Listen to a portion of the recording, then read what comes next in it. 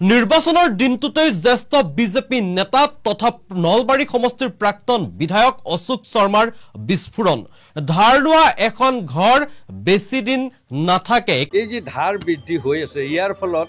একতা পৰিয়াল ধ্বংস হোৱা আমি দেখিছো যে ফ্লাইঅভাৰ বা ৰাস্তা পকি কৰাটোৱে উন্নয়ন নুবুজায় নৱপ্ৰজন্মই ভোট দিয়াৰ সময়ত এই বিষয়সমূহৰ ওপৰত নজৰ দিয়ক এখন অভাৰব্ৰিজ বা ৰাস্তা ঘাট পকীকৰণে দেশৰ উন্নতিৰ কথাটো নুবুজায় গতিকে নৱপ্ৰজন্মই যাতে এই কথাটোৰ ওপৰত কিছু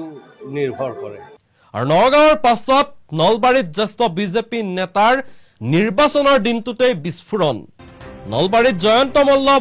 বনাম অশোক শৰ্মাৰ নিৰ্বাচনৰ দিনটোতেই বাকযুদ্ধ ঋণ লোৱাক লৈ চৰকাৰৰ বিৰুদ্ধে সৰব জ্যেষ্ঠ বিজেপি নেতা অশোক শৰ্মা ধাৰ কৰি ঘৰ এখন বেছি দিন চলাব নোৱাৰি বুলি মন্তব্য কৰিছে জ্যেষ্ঠ বিজেপি নেতাগৰাকীয়ে ধাৰ লৈ চলোৱা ঘৰ একোটা সময়ত গৈ ধ্বংস হৈ যায় বুলি মন্তব্য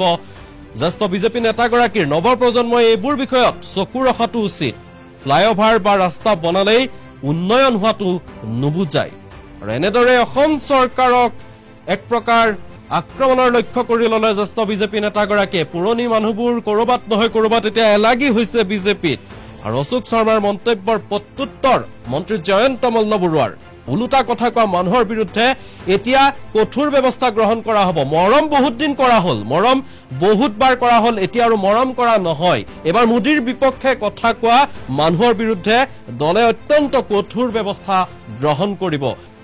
ৰাজেন গুহাৰ পাছত এবাৰ অশোক শৰ্মাই মন্তব্য কৰিছে যে ফ্লাইঅভাৰ বা ৰাস্তাসমূহ পকি কৰিলেই উন্নয়ন নুবুজায় আৰু এনেদৰে হিমন্ত চৰকাৰক আক্ৰমণৰ লক্ষ্য কৰি ললে সমালোচনা কৰিলে জ্যেষ্ঠ বিজেপি নেতা অশোক শৰ্মাই